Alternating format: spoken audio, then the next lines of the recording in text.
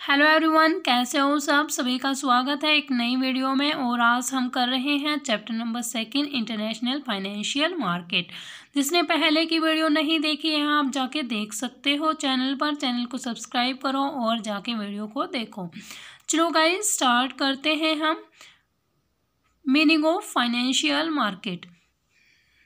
देखो इसका मीनिंग क्या होता है।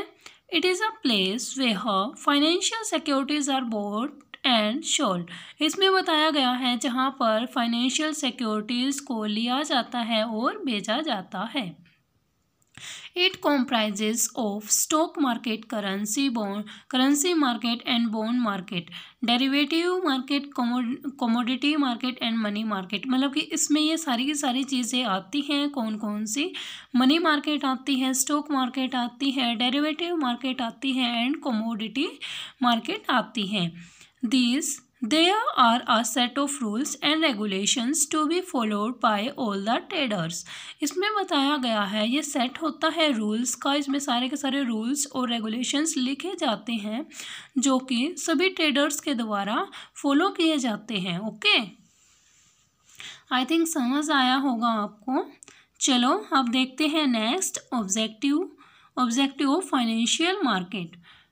फर्स्ट है इसमें to maximise wealth of the shareholders की वेल्थ को, मतलब जो उसके पैसे हैं उनको मैक्सिमाइज करना। ठीक है। नेक्स्ट है to provide financial assistance to the importer and the exporter. और जो फाइनेंशियल असिस्टेंस को प्रोवाइड करते हैं इम्पोर्टर को और एक्सपोर्टर को। Next point is to encourage foreign direct investment. जो फॉरेन के बंदे हैं उनको यहाँ पे बुलाते हैं, उनको एनकरेज करते हैं कि आओ हमारे देश में इन्वेस्टमेंट करो। ठीक है। To provide foreign currency exchange services. और वो प्रोवाइड करते हैं भाई करेंसी एक्सचेंज सर्विसेज भी। ठीक है, मतलब करेंसी को एक्सचेंज करना। Okay. Next one is international bonds. देखो इंटरनेशनल बॉन्ड्स क्या होते हैं। International bonds are the bond issued by a country or a company that is not domestic for the investor. इसमें बताया गया है जो इंटरनेशनल बॉन्ड्स हैं वो इशू किए जाते हैं एक कंट्री या कंपनी के द्वारा, पर वो डोमेस्टिक नहीं होने चाहिए इन्वेस्टर्स के लिए। एग्जाम्पल से समझते हैं इसको। जैसे कि इंडिया है और इंडिया की कोई कंपनी है या इंडिया ही मान लो। ठीक है, वो बॉन्ड इशू कर रही है, पर वो इंडिया से ही बॉन्ड इशू नहीं कर सकती, वो यूएसए से ऑस्ट्रेलिया से बॉन्ड इशू कर सकती है। वही क्या होंगे हमारे इंटरनेशनल बॉन्ड्स होंगे। सिंपल अपनी भाषा में बताती हूँ बॉन्ड्स क्या होते हैं। बॉन्ड्स मतलब कि आप पैसे मान लो। ठीक है, ये बॉन्ड्स होते हैं मतलब कि हम अपनी कंट्री से ना लेकर किसी दूसरी कंट्री से पैसों को उठाते हैं, या मतलब कुछ भी मान लो आप स्टॉक्स खरीद लेते हैं तो वो एक टाइप के बॉन्ड्स ही कहलाते हैं। जब मार्केट हाई होती है तो हम उनको सेल कर देते हैं, जब डाउन चली जाती है हम उनको खरीद लेते हैं। ओके, तो ये थी हमारा इंटरनेशनल बॉन्ड्स। ठीक है, ये था हमारा इंटरनेशनल बॉन्ड्स। मतलब कि इंटरनेशनल का मतलब आप क्या समझते हो कि भाई अपनी कंट्री से किसी और की कंट्री से, ठीक है, अपनी कंट्री से ना लेकर के दूसरी कंट्री से खरीद लेना, तो वो क्या होते हैं इंटरनेशनल बॉन्ड्स होते हैं। देखो अगला पॉइंट क्या है इसमें अगला पॉइंट है the international bonds market is quickly expanding as the companies continue to look for the cheapest way to borrow money. इसमें बताया गया जो इंटरनेशनल बॉन्ड मार्केट है वो मतलब कि क्विकली एक्सपेंड हो रही है। जो कंपनीज हैं वो क्या कर रही हैं, वो चीपेस्ट वे ढूंढ रही हैं मनी को खरीदने के, ठीक है, उधार लेने के लिए। बाय इशूइंग डेप्ट ऑन अ इंटरनेशनल स्केल, मतलब किसी से उधार लेके इंटरनेशनल स्केल पर वो क्या करते हैं, फिर a company can reach more investor. जो एक कंपनी है वो क्या करती है, बहुत सारे इन्वेस्टर के पास पहुंच जाती है। ठीक है, उधार लेके बहुत सारे इन्वेस्टर्स के पास पहुंच जाते हैं, उन तक पहुंच जाते हैं। It is also potentially help decrease regulatory concentrate.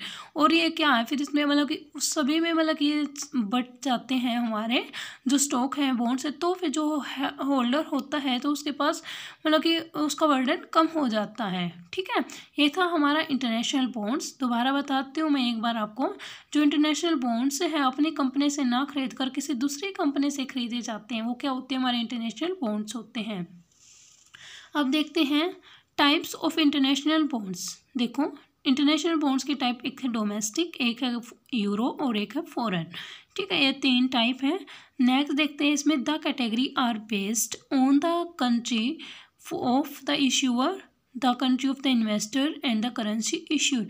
ये 3 चीज़ों पर बेस होती है। एक तो जो इश्यूअर है उसकी कंट्री देखी जाती है इसमें, और एक इन्वेस्टर है उसकी कंट्री, और एक करेंसी देखी जाती है, मतलब कहाँ से हम ये उठा रहे हैं। ओके, देखो फर्स्ट है इसमें डोमेस्टिक बॉन्ड्स। डोमेस्टिक बॉन्ड्स कैसे होते हैं, ये इशू किए जाते हैं और अनरिटर्न होते हैं and then traded with the currency and the regulations of the borrower's country. मतलब कि जो बोरोवर है, जिसने उधार लिया है, वो अपनी ही कंट्री से उधार लेना। ठीक है, अपनी कंट्री के ही अंदर उधार लेना, तो वो क्या कहलाता है, डोमेस्टिक बॉन्ड कहलाता है। नेक्स्ट है यूरो बॉन्ड।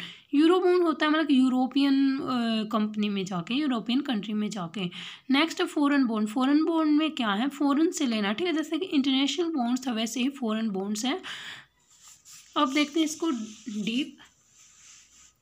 जो हमारा यूरो बॉन्ड है, यूरो बॉन्ड क्या होता है वो देखो मैं पहले आपको एक एग्जांपल से बताती हूँ, फिर इसको पढ़ेंगे। ठीक है, आपको अच्छे से समझ आएगा। देखो, दीज आर नॉट डेनोमिनेटेड, मतलब कि डोमिनेटेड का मतलब क्या होता है, रूल करना। ठीक है, इन यूरो करेंसी। तो मतलब ये नहीं है कि भाई ये यूरो करेंसी में ही रूल किए जाएंगे। ठीक है, मतलब है तो ये यूरो बॉन्ड, पर यूरो करेंसी में रूल नहीं किए जाएंगे। ठीक है, करेंसी कुछ अलग होनी चाहिए, कोई अलग होनी चाहिए। Okay, euro bond is an international bond often issued in a currency. भाई जो यूरो बॉन्ड है एक इंटरनेशनल बॉन्ड है, पर वो इशू किए जाते हैं एक करेंसी में, पर वो कैसी होनी चाहिए, डोमेस्टिक नहीं होने चाहिए। That is not the domestic currency of the issuer. जहाँ से वो इशू कर रहा है वो डोमेस्टिक नहीं होनी चाहिए। ओके, ये मैं अपने पास से बोल रही हूँ, इसमें नहीं लिखा, मैं आपको ये भी बता दूंगी। ओके, अब इसका एग्जाम्पल देखते हैं। आपको नहीं समझ आया होगा मुझे पता है, पर एक इस एग्जाम्पल से ज़रूर समझ आ जाएगा आपको। देखो इसमें जो कंपनी होती है वो भी अलग होती है, जो इन्वेस्टर है वो भी अलग है, और जो करेंसी है वो भी अलग होगी। ठीक है, देखो कैसे, जैसे कि चाइना वाली कंपनी है। ठीक है, चाइना कंपनी इशू कर रही है बॉन्ड, कहाँ पे जाके, जापान में जाके। ठीक है, इशूअर कौन हुआ भाई, चाइना कंपनी, और प्लेस कहाँ हुआ, जहाँ पे वो इन्वेस्ट करेगी वो कौन सा प्लेस है, वो है जापान। पर वो डोमिनेटेड कहाँ, मतलब कौन सी करेंसी में, मैंने क्या बताया, डोमिनेटेड नहीं की जाएगी यूरो करेंसी में। मतलब कि यूरो करेंसी का मतलब समझ सकते हो, जहाँ पे जा रहा है, जैसे कि जापान है, जापान में जाकर वो इन्वेस्ट कर रहा, पर वहाँ की करेंसी नहीं चलेगी। वो करेंसी कौन सी चला रहा है, यूएस की डॉलर करेंसी। ठीक है, मतलब तीनों चीज़ अलग होती है यूरो बॉन्ड में। ओके, तो ये था भाई हमारा यूरो बॉन्ड। देखो इसमें क्या बताया है, unreturned by the international bond using domestic currency and then traded outside the country's domestic market.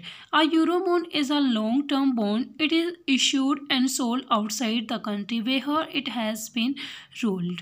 Although the implication from the name indicates the Europe is involved. आगे देखो क्या है, involved. Any country can create a euro bond if an organization in the United States were to use a bond that was denominated in dollar. देखो इसमें वही line बताई गई है, अगर कोई ऑर्गेनाइजेशन है यूनाइटेड स्टेट की और वो बॉन्ड यूज़ कर रही है, तो उसे कौन सा बॉन्ड यूज़ करना पड़ेगा, डॉलर वाला। ठीक है, then sold the bond to the investor in United Kingdom, तो वहाँ पे वो फिर उसको सेल कर सकते हैं इन्वेस्टर को। Then it would qualify as a euro bond, तो एक क्वालिफाई किया जाएगा एक यूरो बॉन्ड। ठीक है, the same would be true if the company sold that euro bond to the South Korean investor. Multinational companies often issue euro bond as a way to finance their global operations, तो उसको उसी तरीके से भाई issue करना पड़ेगा। वो जहाँ पे जाके, ये नहीं है कि उसको डॉलर में कर लिया तो वो उसको साउथ कोरिया में भी बेच सकते हैं, नहीं, जहाँ पर डोमिनेट किया जाएगा वहीं पर वो सेल किया जाएगा। ठीक है, जो कंट्री में चल रहा होगा भाई उसी में तो सेल किया जाएगा ना। ये नहीं है कि मान लो आप जाते हो यूएसए, ठीक है, और वहाँ पे इंडिया का करेंसी क्या है, रुपी है, तो आप वहाँ पे जाके रुपी को यूज़ कर सकते हो, नहीं, उसकी वहाँ पे कोई वैल्यू नहीं है। तो जो वहाँ चल रहा है वो उसी में आपको इशू करवाने पड़ेंगे वो। ओके, तो ये बात कही गई है इसमें। It is very common to issue Eurobond from one country where they have a presence. They sell it to another country where there are offices as well. तो उसको मतलब कि उसी चीज़ में कन्वर्ट कर देंगे जिससे जहाँ पे उसका ऑफिस है, तो उसी करेंसी में जो वहाँ पे चल रही है उसी करेंसी में कन्वर्ट करके दे देते हैं। तो ये होता है हमारा यूरोबॉन्ड। ना ही कंपनी सेम होती, जो कंट्री है वो सेम नहीं होगी जो वहाँ पे चल रही है, और वो कहीं और पे और कंट्री में जाके इशू करवाएगी और दूसरी कंट्री के जो बॉन्ड्स हैं वो इशू करवाने पड़ेंगे। ठीक है, मतलब तीनों चीज़ अलग अलग होती हैं इसमें। नेक्स्ट है इसमें भाई फॉरेन बॉन्ड। फॉरेन बॉन्ड कौन से होते हैं वो देखो इसको भी मैं पहले आपको समझा देती हूँ। Foreign bonds are the bonds which are issued by the domestic currency in the domestic market. ठीक है, देखो कैसे इसमें क्या है, जो जापानीज कंपनी है वो इशू करते हैं यूएस डॉलर बॉन्ड्स को यूएसए में। ठीक है, तो ये था भाई, मतलब कि जो कंपनी बाहर की है पर इशू यूएसए में कर रही है उसी की करेंसी में, तो ये होते हैं हमारे फॉरेन बॉन्ड्स। ठीक है, इंटरनेशनल बॉन्ड्स क्या थे, इन दोनों में फ़र्क यही है कि इंटरनेशनल बॉन्ड थे मतलब कंट्री कोई अंदर की है पर वो ले कहाँ बाहर से रही है। ठीक है, इसमें क्या है, कंट्री बाहर की है पर वो उस कंट्री में जाके उसी के बॉन्ड खरीद रही है, तो वो क्या होते हैं, फॉरेन बॉन्ड्स होते हैं। Issued in a domestic country by a foreign company. इसमें बताया डोमेस्टिक करेंसी को इशू किया जाता है और डोमेस्टिक कंट्री में ही इशू किया जाता है पर एक फॉरेन कंपनी के द्वारा। Using the regulation and the currency of the domestic country, जो रेगुलेशंस हैं और जो करेंसी है वो डोमेस्टिक कंट्री की यूज़ की जाती है। A foreign bond is a long term bond that can be issued by the government or the companies which are outside of the home country. जो फॉरेन बॉन्ड हैं ये long term bond होते हैं जो कि इशू किए जाते हैं एक गवर्नमेंट के द्वारा और एक कंपनी के द्वारा विच आर, जो कि आउटसाइड है होम कंट्री से। ठीक है, if a USA company were to issue a bond, अगर एक यूएसए कंपनी है वो इशू करना चाहती है बॉन्ड को that was dominated in Canadian dollar then sold to the investor in Canada. देखो इसमें क्या बताया गया है, अगर यूएसए की कंपनी वो इशू करना चाहती है बॉन्ड को जो कि रूल कर रही है कनाडा में, तो उसको जो सेल किए जाएंगे इन्वेस्टर को, तो कनाडा में सेल किए जाएंगे। ठीक है, जो बॉन्ड्स हैं वो कनाडा में सेल किए जाएंगे। Then a foreign bond would be issued, तो फिर एक फॉरेन बॉन्ड इशू किए जा सकते, मतलब इस तरीके से इशू किए जा सकते हैं foreign bonds. It is usually dominated in the currency of where it is expected to be sold. तो इसमें देखो यही बताया गया है भाई कि जो कंपनी बाहर की होगी और जिस करेंसी में इशू करेगी, ठीक है, और जिस कंट्री में इशू करेगी उसी कंट्री के करेंसी को इशू करना पड़ता है। ये होते हैं हमारे फॉरेन बॉन्ड। चलो नेक्स्ट देखते हैं क्या है, और जिसने चैनल को सब्सक्राइब नहीं किया है प्लीज़ जाओ चैनल को सब्सक्राइब करो। देखो instrument traded in international financial market, जो इंस्ट्रूमेंट है जो ट्रेडेड किए जाते हैं इंटरनेशनल फाइनेंशियल मार्केट में वो बताने हैं हमें क्या है क्या नहीं। चलो फर्स्ट क्या है हमारा फॉरेन एक्सचेंज, नेक्स्ट है डेरिवेटिव प्रोडक्ट्स, और देखो इसमें नेक्स्ट क्या है international currency market, euro market and money market instrument. देखो जो ये मनी मार्केट इंस्ट्रूमेंट है ये यहाँ भी है और इसे नेक्स्ट चैप्टर में भी है। ओके, तो ध्यान से पढ़ना इम्पोर्टेंट है ये। Let's start. Financial exchange in international financial market, currency of various country are bought and sold against each other. The foreign exchange market is an over-the-counter market. It is one of the largest market in the world. देखो इसमें क्या बताया गया है, एक ये international financial market है, currency of various country, जो करेंसी है वेरियस कंट्रीज़ की ली जाती है और बेची जाती है अगेंस्ट ईच अदर, एक दूसरे के साथ। The foreign exchange market is over the counter market, ये काउंटर मार्केट होती है और एक लार्जेस्ट मार्केट मानी जाती है वर्ल्ड में। देखो मैं इसको बताती हूँ एक बार दोबारा से। The foreign exchange market is the world's largest market. It is the market for the purchase and sale of foreign currency. Foreign exchange market facilitate international trade and international transactions. इसमें बताया गया ये लार्जेस्ट मार्केट मानी जाती है पूरे world की, और ये इस तरीके की मार्केट है जिसमें परचेज और सेल की जाती है फॉरेन करेंसीज की। फॉरेन एक्सचेंज मार्केट में क्या होता है, जो फॉरेन ट्रेड है और जो इंटरनेशनल ट्रांजेक्शन्स हैं और इंटरनेशनल ट्रेड की जाती है, तो है हमारा foreign exchange market. Next one is derivative products. It is a financial instrument whose value depends on other या बोल सकते हैं हम अंडरलाइन वेरिएबल्स पे बोल सकते हैं। The variable underline could be price of traded securities and stock, price of gold, copper, price of oranges, to even the amount of rainfall in particular area. इसमें बताया गया है डेरिवेटिव प्रोडक्ट्स क्या होते हैं। डेरिवेटिव प्रोडक्ट्स का मतलब है कि जो भी कोई भी चीज़ है वो किसी वो दूसरी चीज़ पर डिपेंड है। देखो जैसे कि आप मान सकते हो, जैसे कि भाई गुआवा को लेकर चलते हैं, अगर जैसे कि भाई जो भी उस मौसम के हिसाब से नहीं मिलेगा गुआवा को, जो गुआवा का ट्री होता है, अमरूद का पेड़ है, उसको नहीं मिला तो भाई वो क्या उगेंगे, क्या उस पर अमरूद आएंगे? नहीं आएंगे। आप वीट को ही लेके चलो, गेहूँ लेके चलते हैं, जो हमारी गेहूँ की फसल होती है तो उसके लिए कोई मौसम चाहिए होता है ना कि भाई अगर मान लो कि बारिश होती जाए तो गेहूँ तो नहीं हो पाएंगे ना, ठीक है, तो वो तो हमारे लिए लॉस हो जाएगा। तो जो गेहूँ है वो किस पे डिपेंड है? सन पे डिपेंड है। गर्मी में होते हैं ना गेहूँ, तो उस पर डिपेंड है, ठीक है। अगर सर्दी में होते हैं तो सर्दी पे डिपेंड, तो मतलब इस तरीके से आपको लेके चलना है भाई। वैसे गर्मी में धान होते हैं, अब क्या होंगे? गेहूँ होंगे, ठीक है। गर्मी में क्या होते हैं? राइस होते हैं, और सर्दियों में क्या होते हैं? गेहूँ होते हैं। ओके, चलो स्टार्ट करते हैं। अब नेक्स्ट पॉइंट क्या है इसमें? International currency market. देखो इंटरनेशनल करेंसी मार्केट में क्या लिखा है, देखो मैं बता देती हूँ आपको। इसका दूसरा नाम फॉरेक्स भी होता है, फॉरेन एक्सचेंज मार्केट में भी, ये दोनों सेम ही हैं। इसमें भी क्या होता है? बाइंग और सेलिंग होती है करेंसी के, जैसे यूएस डॉलर, यूरो, येन, ठीक है। मतलब इनका एक्सचेंज होता रहता है। Exchange one currency for another, stipulate on currency price movement, मतलब ठीक है।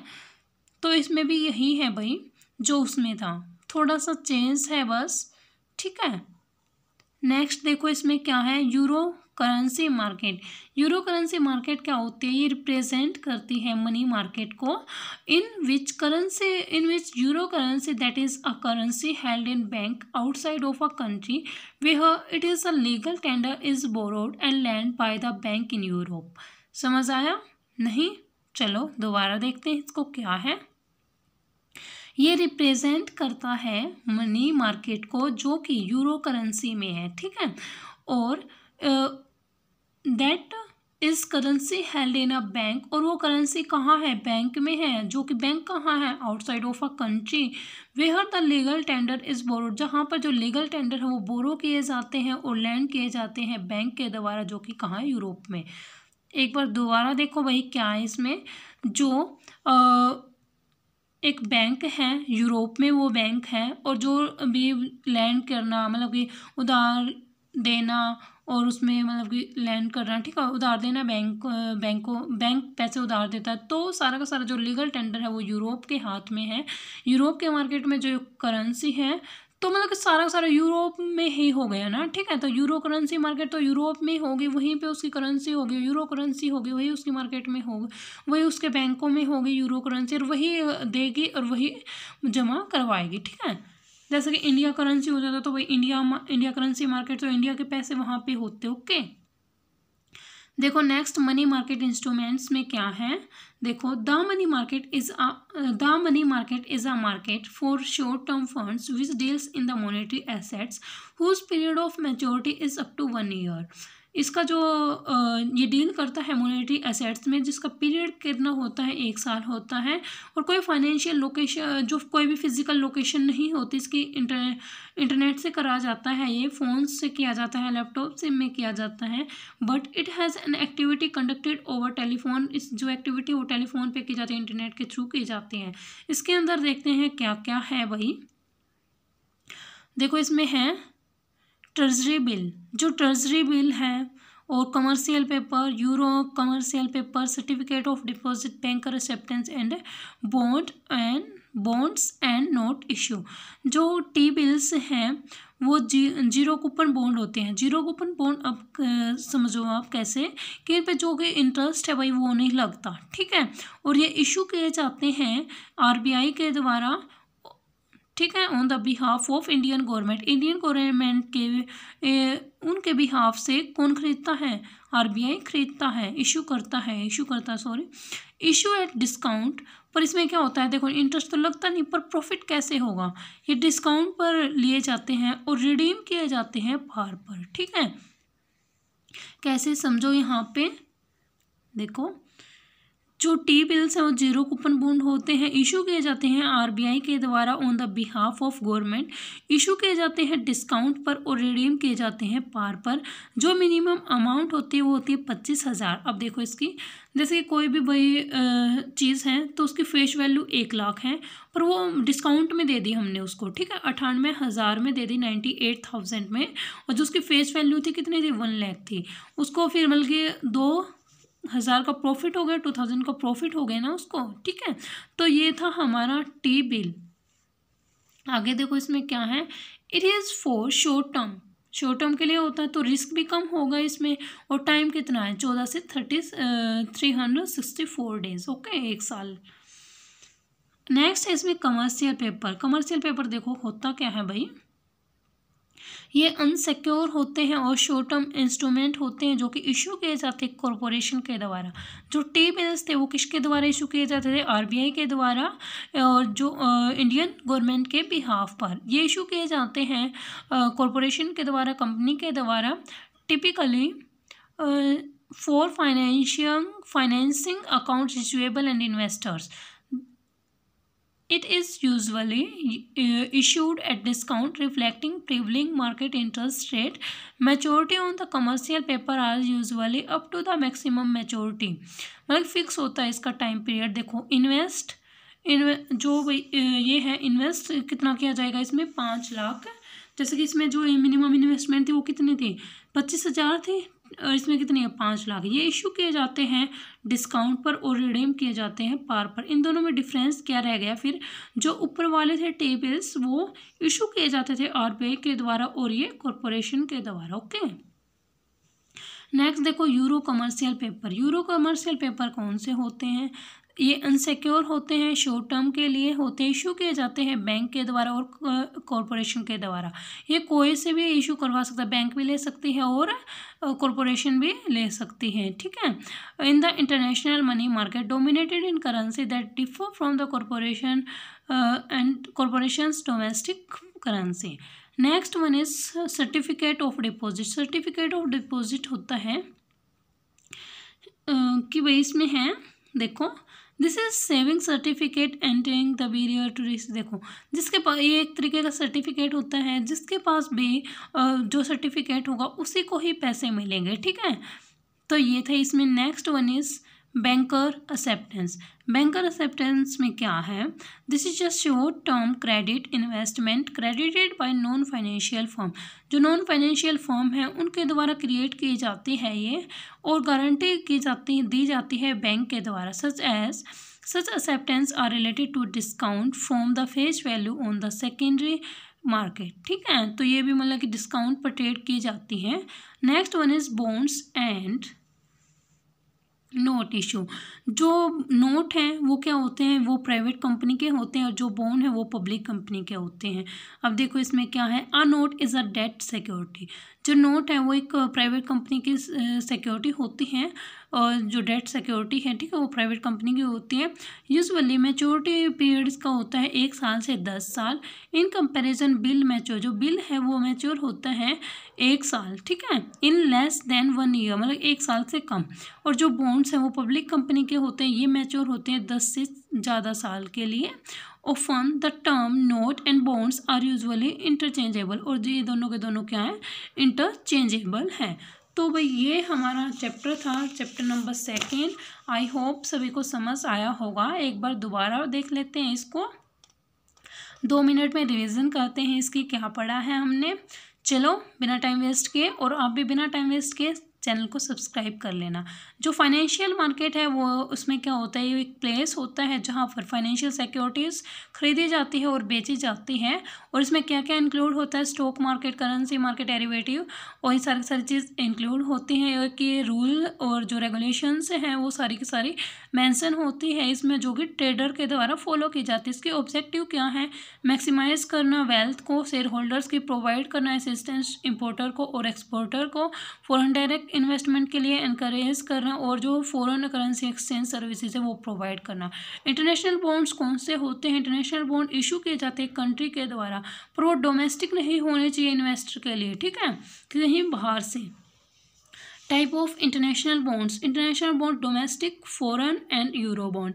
डोमेस्टिक बॉन्ड्स जो डोमेस्टिक कंट्री में ही इशू किए जाते हैं और डोमेस्टिक कंपनी के द्वारा ही, ठीक है, वहीं की कंपनी होती है और वहीं के जो करेंसी है वो इशू की जाती है। Next one is euro bond. Euro bond में तीनों चीज़ अलग होती है, जो कंट्री है, जो इन्वेस्टर है और जो करेंसी है, तीनों चीज़ अलग अलग होती हैं। Next one is foreign. Foreign में क्या बताया गया है, फॉरेन की कंपनी आके डोमेस्टिक जो मान लो कि भाई यूएसए में आके वो इन्वेस्ट करेगी तो यूएसए की ही करेंसी, यूएसए के ही बॉन्ड खरीदे जाएंगे उससे, ठीक है। नेक्स्ट इसमें फॉरेन एक्सचेंज। फॉरेन एक्सचेंज में क्या बताया है कि भाई जैसे कि था ना फाइनेंशियल वाला, वैसे ही ये है। और फॉरेन एक्सचेंज में फॉरेन एक्सचेंज करना, ठीक है, मतलब कि जो करेंसी भाई वो बोट एंड सोल्ड करना एक दूसरे के बीच में। Next one is derivative product, मतलब कि वो प्रोडक्ट है वो किसी चीज़ पर बेस है, ठीक है। Next one is international currency market. International currency market क्या होती है, इसमें भी मतलब ट्रांसफ़र किया जाता है जो करेंसी है उसको इंटरनेशनली। यूरो करेंसी मतलब कि सब कुछ यूरो का ही होगा और यूरो कंपनी में, यूरो कंट्री में ही होगा, ठीक है। मनी मार्केट ट्रेजरी बिल, ये जीरो कूपन बॉन्ड होते इशू किए जाते हैं आरबीआई के द्वारा और इंडिया जो इंडिया गवर्नमेंट है उसके बिहाफ पर डिस्काउंट पर बेचे जाते हैं और रिडीम किए जाते हैं पार पर, ओके। नेक्स्ट है कमर्शियल। कमर्शियल में क्या डिफरेंस है, ये कॉरपोरेशन के द्वारा लिए जाते हैं। Next one is commercial euro वाला। यूरो वाले में क्या बताया गया है, ये बैंक के द्वारा भी और कॉरपोरेशन के द्वारा भी इशू किए जा सकते हैं। सर्टिफिकेट ऑफ डिपॉजिट में क्या था, इसमें बताया गया था जिसके पास सर्टिफिकेट होगा उसी को पैसे मिलेंगे, ठीक है। इसमें ये नहीं है कि भाई अगर आपने इशू किए थे तो आपको ही दिए जाए, जिसके पास अगर आपके पास सर्टिफिकेट नहीं तो वो आपको पैसे नहीं देंगे, ठीक है। बैंकर एक्सेप्टेंस में क्या है, बैंकर एक्सेप्टेंस में था भाई ये गारंटी देता है कि भाई मैं आपको करवाऊंगा, ठीक है। ये शॉर्ट टर्म के लिए क्रेडिट इन्वेस्टमेंट होती है जो कि क्रिएट की जाती है नॉन फाइनेंशियल फर्म के द्वारा, पर गारंटी कौन देगा, उसको देगा बैंक, ठीक है। और डिस्काउंट में ही किए जाते हैं। Next one is bond and note issue. जो नोट होते हैं वो प्राइवेट कंपनी के होते हैं, जो बॉन्ड है होते हैं वो पब्लिक कंपनी के होते हैं। तो ये हमने रिवाइज कर लिया है। चलो लेक्चर को एंड करते हैं और जिसने चैनल को सब्सक्राइब नहीं किया है प्लीज़ चैनल को सब्सक्राइब करो और thank you for watching this video.